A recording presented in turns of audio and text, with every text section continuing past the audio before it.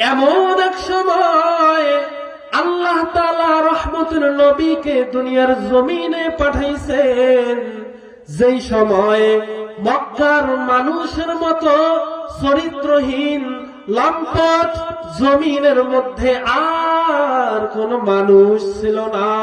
মক্কার মানুষ এত খারাপ, এতটাই চরিত্রহীন, ওই মক্কার মানুষ নারী আর পুরুষ উলঙ্গ হইয়া বাইতুল্লাহ তাওয়াফ করে। তারা কাপড় পরে যায় না, কারণ ওই কাপড় দ্বারা ভিন্ন জায়গায় গুনাহ করেছে। ওই গুনাহযুক্ত কাপড় নিয়ে বাইতুল্লাহে যাবে না, কারণ এরা বাইতুল্লাহকে সম্মান করে, কিন্তু চরিত্র এতটাই দুর্বল, এরা নারীদের পছন্দ করে না। কন্যা সন্তান ঘরে আসলে বাবা পর্যন্ত বেজার হয়ে যায়, পিতা লজ্জায় পড়ে ওই কন্যা সন্তানটাকে জ্যান্ত গলা টিপে হত্যা করে। এতটাই জালেম, এতটাই জুলুম চলতেছিল।